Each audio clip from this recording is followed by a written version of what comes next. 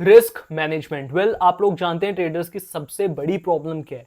वो ना बस भागते रहते हैं कि मुझे कोई बेस्ट ट्रेडिंग स्ट्रैटेजी मिल जाए, कोई ऐसी ट्रेडिंग स्ट्रैटेजी मिल जाए, किसी ऐसे फिनफ्लुएंसर की ट्रेडिंग स्ट्रैटेजी मुझे पता चल जाए जिससे मैं प्रॉफिटेबल बन जाऊंगा। But this is not how it works.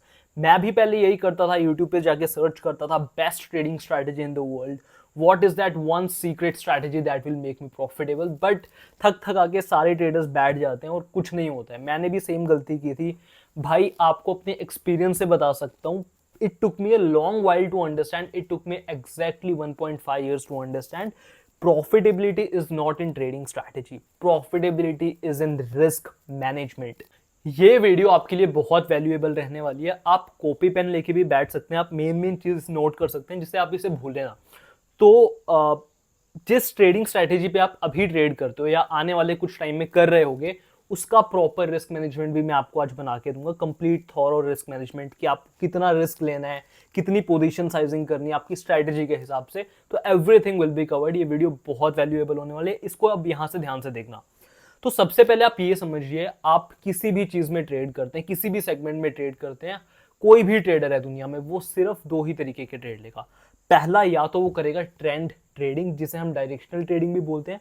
दूसरा, या तो वो करेगा रिवर्सल ट्रेडिंग। इसके अलावा और कोई तरीके की ट्रेडिंग नहीं होती है।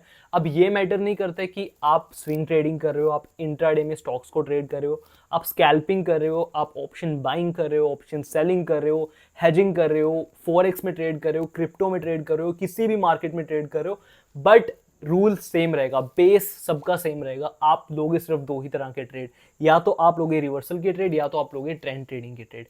अब ये ट्रेंड ट्रेडिंग और रिवर्सल ट्रेडिंग एग्जैक्टली होता क्या है, मैं आपको पहले ये समझाता हूँ। पहले बात करते हैं ट्रेंड ट्रेडिंग की, या जिसको लोग डायरेक्शनल ट्रेडिंग भी बोलते हैं। ट्रेंड ट्रेडिंग का सिंपल मतलब होता है, मान लीजिए प्राइस ऊपर जा रहा है, ठीक है, मतलब वो एक पर्टिकुलर डायरेक्शन में है। अब आपकी कन्विक्शन है, आपको लगता है कि प्राइस यहां से और ऊपर जाने वाला है, मतलब आपने उस सेम ट्रेंड को राइड किया, एक डायरेक्शनल ट्रेड आपने किया, इसको कहते हैं डायरेक्शनल ट्रेडिंग। रिवर्सल ट्रेडिंग में क्या है, मान लीजिए कि प्राइस बढ़ा बढ़ा बढ़ा, अब आपकी कन्विक्शन है कि प्राइस अब यहां से टर्न कर सकता है, प्राइस में रिवर्सल आ सकता है। ऐसी तरीके की ट्रेडिंग को हम बोलते हैं रिवर्सल ट्रेडिंग। ये दोनों चीजें क्लियर है। तो अब हमें इतना तो पता चल गया। अब आप अपने आप से पूछो क्योंकि आप किस तरीके की ट्रेडिंग करते हो, या तो आप भी ट्रेंड ट्रेडिंग करोगे या तो आप भी रिवर्सल ट्रेडिंग करोगे। इनके अलावा कोई तरीके की ट्रेडिंग नहीं होती है। बहुत सारे लोग ब्रेकआउट्स ब्रेकडाउन्स पे ट्रेड करते हैं, वो भी हमारा ट्रेंड ट्रेडिंग में ही आता है। तो अब हमें इतना तो पता चल गया कि हम किस तरीके की ट्रेडिंग करते हैं। अब हम इसको और आगे ब्रेक डाउन करने वाले हैं, इंपॉर्टेंट चीजों के बारे में बात करने वाले हैं। अब हम इसके आगे रिस्क मैनेजमेंट को फर्दर ब्रेक डाउन करने वाले हैं। कुछ इंपॉर्टेंट टर्मिनोलॉजी होती है रिस्क मैनेजमेंट में, जैसे स्टॉप लॉस, एसएल जिसे हम बोलते हैं। ये क्या होता है, इसको पहले समझते हैं। तो स्टॉप लॉस क्या होता है, मैं आपको चार्ट्स में समझाता हूँ। मान लो कि ये लुपिन का चार्ट है, 15 मिनट्स का मैंने टाइम फ्रेम यूज़ किया है। अब मान लो कि मैंने फर्स्ट कैंडल के लो पे अपनी एंट्री बनाई, मतलब मैंने इसे शॉर्ट सेल कर दिया। अब बहुत लोगों को ये नहीं पता कि आप ट्रेडिंग में गिरते हुए मार्केट में भी पैसा कमा सकते हो। अब शॉर्ट सेलिंग क्या होती है इसके बारे में कभी सेपरेट वीडियो बनाऊंगा, बट आप ये मान लो कि अगर प्राइस यहाँ से नीचे जाएगा तो मेरा प्रॉफिट होगा। तो जैसे ये 9:15 की कैंडल है, आज मेरी डेट है 11 अक्टूबर 2024 जब मैं ये वीडियो शूट कर रहा हूँ। जैसे ही फर्स्ट 5 मिनट की कैंडल का लो ब्रेक हुआ, मैंने अपनी एंट्रीज यहाँ पे बना दी। अब मेरे को ये तो समझ में आ गया कि प्राइस नीचे जाएगा मेरा प्रॉफिट होगा। अब मेरे को ये कैसे पता चलेगा कि मुझे यहाँ पे कब रुकना है। अगर प्राइस यहाँ से मेरी ऑपोजिट डायरेक्शन में जाने लग जाए तो कब मेरे को ये मान लेने कि अब मेरा जो ट्रेड है वो गलत हो चुका है और मुझे यहाँ पे एग्जिट करना है। ये डिफाइन करता है हमारा स्टॉप लॉस। तो फॉर एग्जांपल मैंने अपना स्टॉप लॉस रख लिया डे हाई के ऊपर। ये फर्स्ट कैंडल है, जैसे ही इसका हाई ब्रेक होगा तो यहाँ पे मैं निकल जाऊंगा और ये लेवल मेरा होगा स्टॉप लॉस। स्टॉप लॉस का बेसिक काम क्या होता है, ये हमारे रिस्क को डिफाइन करने में मदद करता है कि हमारा रिस्क कितना है। अब इस रिस्क को एग्जैक्टली कैलकुलेट कैसे करते हैं इसके बारे में मैं आगे वीडियो में बात करूंगा। पर पहले आप और दो तीन बेसिक टर्मिनोलॉजीज समझो। अब मैंने बात करी थी रिस्क टू रिवॉर्ड रेशियो की, हमें ये तो पता चल गया कि हमारा स्टॉप लॉस क्या होता है जो हमारे रिस्क को डिफाइन करने में मदद करता है। अब इसी का एक ऑपोजिट चीज़ होती है टारगेट, कि मेरे को ये तो पता चल गया कि अब प्राइस यहाँ पे ऑपोजिट चला गया तो मैं इस लेवल पे आके रुक जाऊंगा और मैं मान जाऊंगा कि मेरा ट्रेड गलत है। ये मेरा हो गया स्टॉप लॉस, इसको मैं एसएल बोल देता हूँ, स्टॉप लॉस, राइट। ये मेरा रिस्क डिफाइन करने में मदद करता है। अब टारगेट क्या होता है, टारगेट बेसिकली वो लेवल होता है जहाँ तक आपको लगता है कि प्राइस यहाँ पे मेरे फेवर में आ सकता है। फॉर एग्जाम्पल मुझे लगता है कि प्राइस यहाँ तक आ सकता है तो ये मेरा टारगेट हो जाएगा। और ये टारगेट और आपका स्टॉप लॉस ट्रेड लेने से पहले आप डिफाइन करते हो।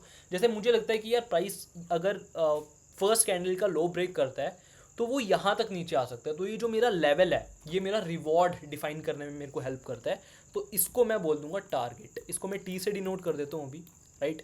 तो ये पूरा मेरा रिवॉर्ड होगा जो भी मेरे फेवर में आएगा टारगेट और एंट्री प्राइस के बीच में, और मेरी एंट्री प्राइस और स्टॉप लॉस के बीच में जो भी एरिया, ये मेरा रिस्क है, राइट। ये मेरा रिस्क है और ये मेरा रिवॉर्ड है। अब रिस्क टू रिवॉर्ड होता क्या है, इसी एग्जांपल से समझते हैं। ल्यूपिन का एग्जांपल है ये। अगर इस ट्रेड में मेरा लॉस होता है तो वो मेरा मैक्सिमम लॉस होगा 100 रुपये का, ये मैं पहले से डिफाइन करके चलूँगा। तो अब 100 क्या है, 100 मेरा रिस्क है। लेकिन अगर इस ट्रेड में मैं प्रॉफिट करूँगा तो वो प्रॉफिट मेरा 200 रुपये का होगा। ये 200 क्या है, ये मेरा रिवॉर्ड है। तो मेरा रिस्क टू रिवॉर्ड क्या हो गया, 100:200, मतलब 1:2। तो जितना मेरा रिस्क टू रिवॉर्ड अच्छा होगा उतनी अच्छा मेरा ट्रेड होगा। और अगर मान लो इसी एग्जांपल में कि मैं लॉस तो ले रहा हूँ 100 रुपये का, मतलब मेरा रिस्क 100 का है, अगर मैं प्रॉफिट लूँगा तो वो 300 रुपये का होगा, मतलब मेरा जो रिस्क रिवॉर्ड है वो 1:3 हो गया। 100:300 मतलब 1:3। तो जितना ज़्यादा आपका रिवॉर्ड होता जाएगा, जितना कम आपका रिस्क होता जाएगा, उतना ही बेटर वो ट्रेड होगा, उतना ही ज़्यादा आपका रिस्क टू रिवॉर्ड होगा। अच्छा, अब जितने भी बिगिनर्स ये वीडियो देख रहे हैं उनके लिए मैं एक बात बोलना चाहूँगा। अगर प्राइस आपके स्टॉप लॉस के लेवल पे आ रहा है तो आपको कभी भी उसको मैनुअली कट नहीं करना है, आपको हमेशा ऑटोमेटिकली कट करना है। वो कैसे करना है मैं आपको वीडियो के लास्ट में दिखाऊंगा। क्योंकि होता क्या है, अगर आपका स्टॉप लॉस हिट हो रहा है तो स्टार्टिंग में ना बिगिनर्स क्या करते हैं, वो अपना स्टॉप लॉस कट नहीं करते हैं, मार्केट से होप करते हैं कि मार्केट अब यहाँ से पलट जाएगा, यहाँ से पलट जाएगा। इस चक्कर में उनका लॉस बहुत बड़ा हो जाता है। तो इस चीज़ का ध्यान रखो, ये कैसे करना है मैं आपको प्रॉपर ब्रोकर में जाके दिखाऊंगा। और 2-3 चीज़ें और हैं इंपॉर्टेंट, वो भी मैं वीडियो के लास्ट में करने वाला हूँ। तो ये बेसिकली हमारा रिस्क टू रिवॉर्ड हो गया। स्टॉप लॉस क्या होता है, रिवॉर्ड क्या होता है, ये सारी चीज़ें हमें पता चल गई हैं। अब हमने ये सारी बेसिक टर्मिनोलॉजीज पढ़ लिया and we are good to go. अब हम रिस्क मैनेजमेंट का सबसे इंपॉर्टेंट पार्ट डिस्कस करने जा रहे हैं। अब रिस्क मैनेजमेंट में 2-3 चीज़ें बहुत इंपॉर्टेंट आती हैं, वो मैंने आप लोगों के लिए यहाँ पे लिख दी है। पहली चीज़ आती है maximum risk of the day, आपको एक दिन में कितना रिस्क लेना है, ये बहुत बेसिक चीज़ है। इसके बाद आती है, ये आपको बहुत जगह मिल भी जाएगा एक्चुअली, यूट्यूब पे जाओगे आपने देखा भी होगा जो लोग ये वीडियो देख रहे हैं।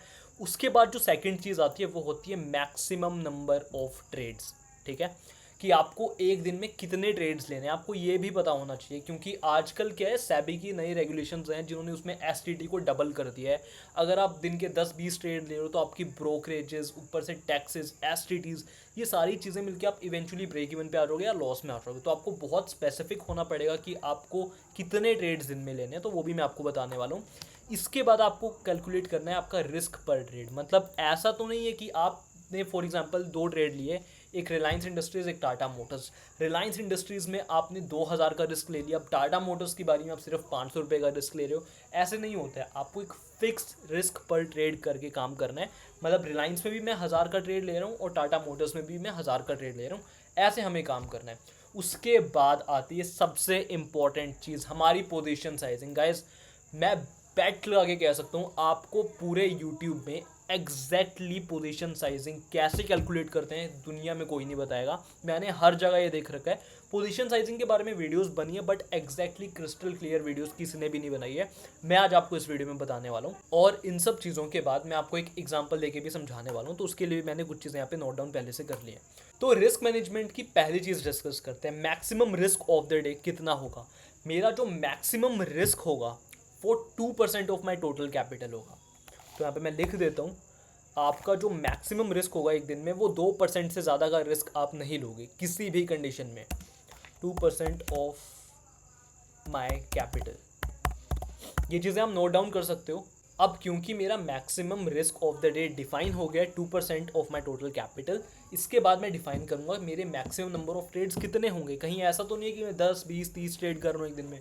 हमें जो 3 ट्रेड्स लेने हैं एक दिन में वो होंगे 3। चाहे मेरा प्रॉफिट हो चाहे मेरा लॉस हो, डजेंट रियली मैटर।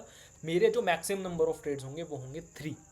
इसके बाद मेरा रिस्क पर ट्रेड क्या है। अगर मेरा दिन का रिस्क फिक्स है, मेरे नंबर ऑफ ट्रेड्स भी फिक्स हैं, तो मेरा रिस्क पर ट्रेड भी फिक्स होना चाहिए। उसका फॉर्मूला है maximum risk of the day, मतलब 2% ऑफ माई टोटल कैपिटल जितना भी होगा, that is divided by maximum number of trades which is 3। इसके बाद आती है रिस्क मैनेजमेंट की सबसे इंपॉर्टेंट चीज़, पोजीशन साइजिंग। आपको ये तो पता है कि आपने टाटा पावर पे ट्रेड लेना है इस पे मैक्सिमम रिस्क आपका 1000 रुपये का है, लेकिन आपको ये नहीं पता कि आपको कितनी क्वांटिटी से ट्रेड करना है टाटा पावर में, क्योंकि आपका ब्रोकरेज आपको 5 टाइम्स का लेवरेज भी देता है। तो वो सारी चीज़ें मैंने आपको एक फॉर्मूले में क्लियर कर दी हैं। उसका फॉर्मूला ये है, ये आप नोट डाउन कर सकते हो, बहुत बहुत बहुत इंपॉर्टेंट फॉर्मूला है। Formula is RPT. आरपीटी का मतलब है आपका रिस्क पर ट्रेड, जो मैंने यहाँ पे आपको कैलकुलेट करके दिखाया था। रिस्क पर ट्रेड मल्टीप्लाइड बाय 100।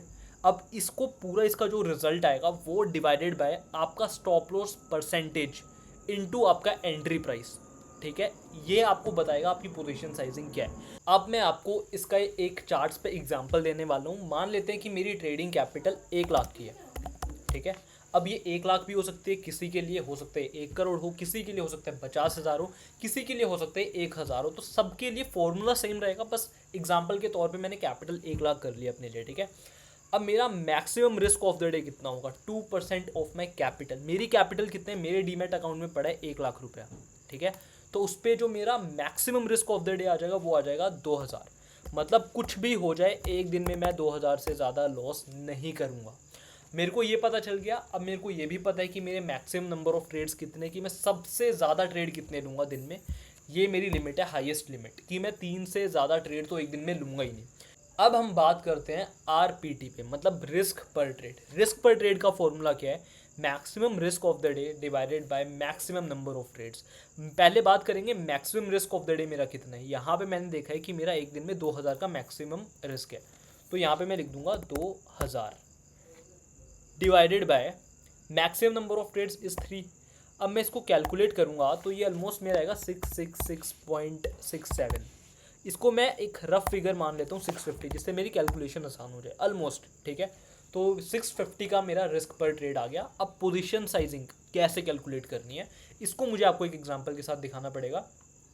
तो सेम एग्जांपल मैं आपको दिखा देता हूँ ल्यूपिन का, जो मैंने लिया था। ये मेरी एंट्री प्राइस है कि यहाँ पे मैंने एंट्री ली है 2271.10 पे, और ये मेरा स्टॉप लॉस है। मेरी स्टॉप लॉस परसेंटेज क्या है, यहाँ से लेके यहाँ तक प्राइस कितना मूव कर रहा है वो यहाँ पे मैं बाहर से जाके चेक कर सकता हूँ। यहाँ पे टूल होता है ट्रेडिंग व्यू में, जो आप ब्रोकर यूज़ करते हो उसमें भी।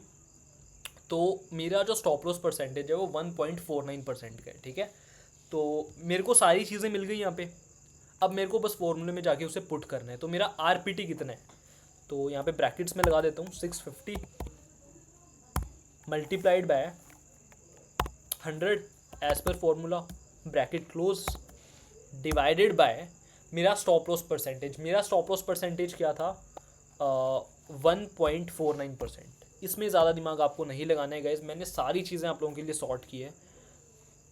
मैं इसे मल्टीप्लाई करूँगा एंट्री प्राइस। मेरा एंट्री प्राइस क्या था? ये मेरा एंट्री प्राइस था 2271.10, राइट, ब्रैकेट क्लोज।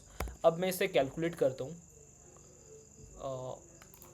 अब मैं इसे कैलकुलेट करके बताता हूँ कि मैं ल्यूपिन की कितनी क्वांटिटीज़ लूँगा, जिससे जो मेरा रिस्क है इसमें वो 650 आ जाए। तो मैं कैलकुलेट करके आपको भी दिखाता हूँ। 650 into 100 divided by 1.49 multiplied by 2271.10। तो मेरी जो क्वांटिटीज़ आ रही हैं वो ऑलमोस्ट 19.20 आ रही है।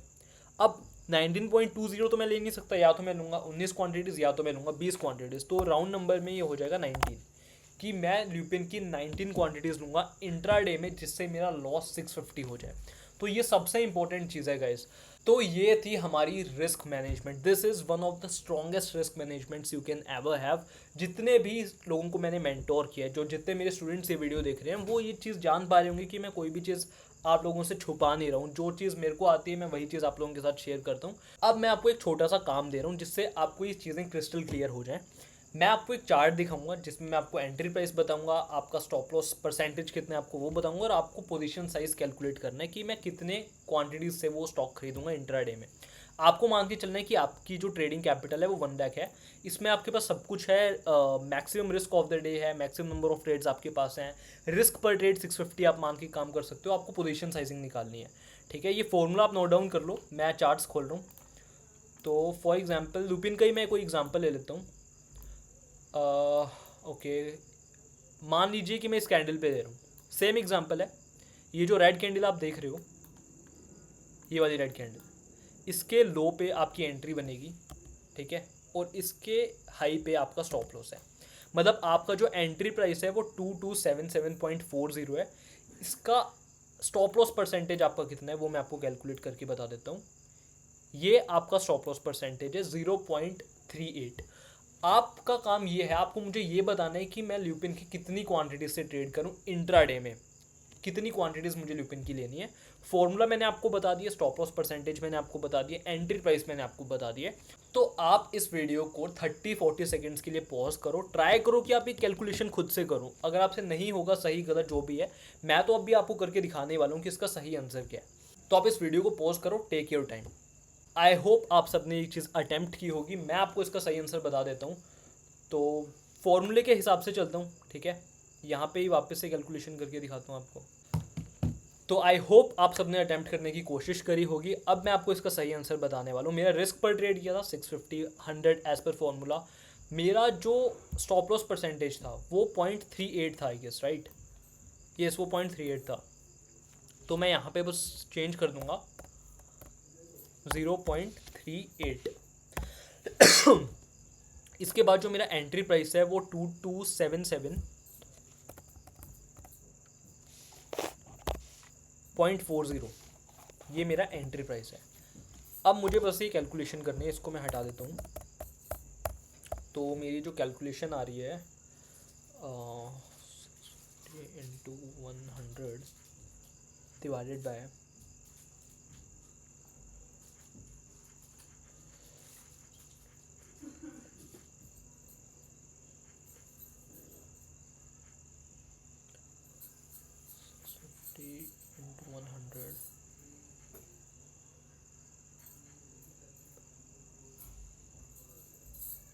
ये 0.38 है, सॉरी मैंने 10.38 लिख दिया, 0.38 है,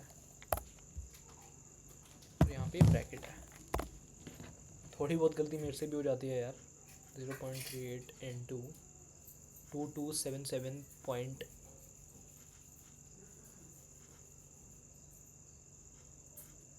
तो ये क्वांटिटीज़ मेरी आ रही है 75, 71.10 है, बट इसका जो एग्जैक्ट आंसर आएगा, मैं 75 क्वांटिटीज से ल्यूपिन में ट्रेड करूँगा। तो आई होप गाइज आपको ये रिस्क मैनेजमेंट सीखने को मिली होगी, आपकी हेल्प हुई होगी कहीं ना कहीं। इसके अलावा मैं आपको 2-3 चीज़ें बताने वाला हूँ, इसको मैं हटा देता हूँ। ये चीज़ें आप नोट डाउन कर लेना, बहुत इंपॉर्टेंट है। आपको मैं एक चीज़ बता देता हूँ कि जो भी बिगिनर्स हैं उनको 2-3 चीज़ों का ध्यान रखना है। अब ना ब्रोकर्स आपके 2 तरीके के होते हैं। ब्रोकर्स मतलब जिस पे आप ट्रेड करते हो, एक होते हैं आपके फुल टाइम सर्विस ब्रोकर, जैसे आपका जीरोधा, अपस्टॉक्स, एंजल, मोतीलाल ओसवाल, बहुत सारे और भी हैं आजकल तो, धनवन ग्रुप, बहुत सारे आ गए हैं। एक होते हैं आपके डिस्काउंट ब्रोकर। डिस्काउंट ब्रोकर में क्या होता है, आपको ब्रोकरेज देनी ही नहीं पड़ती है। तो अब अगर आप बिगिनर हो, मैं मान के चल रहा हूँ कि आपकी कैपिटल स्मॉल होगी, आपको फुल टाइम सर्विस ब्रोकर की जगह आपको डिस्काउंट ब्रोकर में जाना चाहिए, ताकि आपके एक तो टैक्सेस वैसे ही बहुत ज़्यादा बढ़ गए हैं, तो वहाँ पे अपनी ब्रोकरेज बचा सकते हो। मतलब आप अच्छी प्रैक्टिस हो जाएगी आपकी। तो शून्य एक अच्छा प्लेटफॉर्म है। मैं कोई पेड प्रमोशन नहीं करूँ, कोई आपको लिंक शून्य का डिस्क्रिप्शन में नहीं मिलेगा, बट शून्य बाय फिनविशिया मैं अपने टाइम पे इसे यूज़ करता था जब मैंने स्टार्ट करा था। इसके बहुत सारे पीएनएल्स आपने मेरे इंस्टाग्राम पे देखे होंगे। मैं पहले दिखाता था कि आज मैंने 1000 का प्रॉफिट किया, 2000 का प्रॉफिट किया, तो तब से वो मैं शून्य का ही इंटरफेस यूज़ कर रहा था। अब तो खैर मैं अपस्टॉक्स यूज़ कर रहा हूँ आजकल, शायद थोड़े टाइम में जीरोधा भी यूज़ करूँगा, बट स्टार्टिंग में आपको फुल सर्विस ब्रोकर्स में नहीं जाना है। जीरोधा में अकाउंट मत खुलवाना, अपस्टॉक्स में मत खुलवाना, पहले शून्य में जा सकते हो, वो एक ट्रस्टेड ब्रोकर है। या फिर अगर शून्य आपको सूट ना करे तो आप अपने हिसाब से कोई चूज़ कर सकते हो डिस्काउंट ब्रोकर, जहाँ पे आपकी ब्रोकरेज ज़ीरो लगे। तो इस चीज़ का ध्यान रखना। और दूसरी चीज़, जैसा मैंने आपको बताया कि स्टॉप लॉस आपको कभी भी मैनुअली नहीं करना है। मैं आपको करके दिखा देता हूँ कि मैं क्या कहना चाह रहा हूँ। फॉर एग्जाम्पल, ये हिंदुस्तान ये इंटरफेस है अपस्टॉक्स का, ठीक है, ये वो ब्रोकर है जो मैं यूज़ करता हूँ। अब मान लीजिए कि प्राइस नीचे गिर रहा है, ठीक है, मैंने शॉर्ट पोजीशन ले रखी हो, और मेरा मानना ये है कि जब प्राइस इस लेवल पे आ जाए तो इसकी पोजीशन अपने आप एग्जिट हो जाए। तो ये अपस्टॉक्स है, ये वो ब्रोकर है जो मैं यूज़ करता हूँ। अब फॉर एग्जांपल कि मैं हिंदुस्तान यूनिलीवर पे मेरा कोई ट्रेड चल रहा है, ठीक है, मैंने डाउन साइड का ट्रेड ले रखा है, मैंने सेल कर रखा है। अब मेरा स्टॉप लॉस ये बोलता है कि जैसे ये इस लेवल पे आ जाएगा 2759.80 पे, तो मेरे को कट करना है। अब होगा क्या, अगर मैं इसको अपने हिसाब से मैनुअली कट करूँगा तो प्राइस थोड़ा ऊपर जाएगा, थोड़ा और ऊपर जाएगा, तो मैं ना मार्केट से एक्सपेक्ट करने लग जाऊँगा। ये बिगिनर्स बहुत गलती करते हैं, मैंने अपने टाइम पे की थी और जितने ट्रेडर्स को मैंने आज तक ट्रेन किया हर कोई ये मिस्टेक करता है। तो आपके लिए मेरे पास सॉल्यूशन है, आप सीधा ऑटोमेटिक स्टॉप लॉस लगाओ। वो कैसे लगाते हैं मैं आपको बता देता हूँ। जैसे हिंदुस्तान यूनिलीवर है, मेरे को इसे बाय करना है, ठीक है। इंट्राडे में एक क्वांटिटी में मान लेता हूँ या 10 क्वांटिटीज जितनी भी आपको करनी है, एक अभी मान लेता हूँ। बेस्ट क्या रहता है, अगर आपके पास SLM है, वैसे ज़्यादातर ब्रोकर्स ने आजकल ये लिमिट कर रखा है, इसको लॉक कर रखा है, तो ये यूज़ नहीं होता है। तो मैं जो यूज़ कर रहा हूँ आजकल वो स्टॉप लॉस लिमिट है। स्टॉप लॉस लिमिट को आप कैसे लगाते हो, बेसिकली आप एक रेंज बना लेते हो। इसमें आपके पास दो ऑप्शन आते हैं, एक ट्रिगर प्राइस का और एक प्राइस का। ट्रिगर प्राइस पे आपको वो प्राइस डालना है जिस पे आप एग्जिट चाहते हो। फॉर एग्जांपल 2759.80 पे मैं चाहता हूँ कि मेरी पोजीशन स्क्वायर ऑफ हो जाए, मैं एग्जिट हो जाऊँ अपने आप। तो मैं यहाँ पे क्या डालूंगा, 2759.80, राइट। तो ये तो हो गया मेरा ट्रिगर प्राइस जिस पे मैं अपनी एग्जिट चाहता हूँ। अब प्राइस में क्या डालूंगा, इससे थोड़ा सा प्राइस ऊपर, एक बेसिकली मुझे रेंज बनानी है, तो मैं मान लो ये डाल रहा हूँ 2780, जो ये वाला प्राइस है। अब ऐसा मैंने क्यों किया मैं आपको बताता हूँ। मान लो ये कोई प्राइस है, मैंने इसे मान लेता हूँ 2780, कोई भी आप रैंडम यूज़ कर सकते हो, इससे थोड़ा सा ऊपर होना चाहिए बस। अब होता क्या है ना, कभी कभी ज़रूरी नहीं है कि आपको इस लेवल पे ब्रोकर एग्जिट दे देगा। यहाँ पे हो सकता है वॉल्यूम्स ही ना हो स्टॉक पे, तो इसके बाद जो आपको बेस्ट प्राइस मिलेगा आपका ब्रोकर आपको वहाँ पे एग्जिट दिलवा देगा। मतलब ऑल इन ऑल आप एक अच्छी एग्जिट पे निकल जाओगे जब भी आप स्टॉप लॉस लिमिट यूज़ करोगे। अब मैं यहाँ पे प्लेस बाय ऑर्डर करूँगा, तो जैसे ही मेरा प्राइस यहाँ पे आएगा ये एग्जिट हो जाएगा अपने आप। अगर यहाँ पे नहीं हुआ तो उसके बाद जो सेकंड बेस्ट प्राइस मुझे मिल रहा होगा इस लेवल के ऊपर, वहाँ पे मुझे एग्जिट करवा देगा। तो जितने भी बिगिनर्स हैं मैं सबको रिकमेंड करूँगा कि आप SL लिमिट या फिर SL मार्केट, SLM जिसे हम कहते हैं, ये दोनों स्टॉप लॉस ऑर्डर्स आप यूज़ करो। मैनुअली एग्जिट मत करना, वरना आपको बड़े लॉसेस भी हो सकते हैं। तो गाइस आई रियली होप आपको ये वीडियो अच्छी लगी होगी। बहुत मेहनत करके मैंने ये वीडियो बनाई है गाइस। नेक्स्ट वीडियो आपको किस चीज़ पे चाहिए, ट्रेडिंग साइकोलॉजी से रिलेटेड एक स्टॉक सिलेक्शन पे मैंने वीडियो बना रखी है, उसे भी जाके आप चेकआउट कर सकते हैं। इसका लिंक आपको आई बटन पे मिल जाएगा, इसका लिंक मैं आपको डिस्क्रिप्शन में भी डाल दूंगा। वो वीडियो भी आप जाके चेक करना, स्टॉक सिलेक्शन की, मैं स्टॉक्स को कैसे सिलेक्ट करता हूँ, बेस्ट तरीका क्या है स्टॉक सिलेक्ट करने का, आपको वहाँ पे भी काफ़ी कुछ सीखने को मिलेगा। नेक्स्ट वीडियो किस चीज़ पे चाहिए मुझे कमेंट करके ज़रूर बताना और मिलते हैं नेक्स्ट वीडियो में।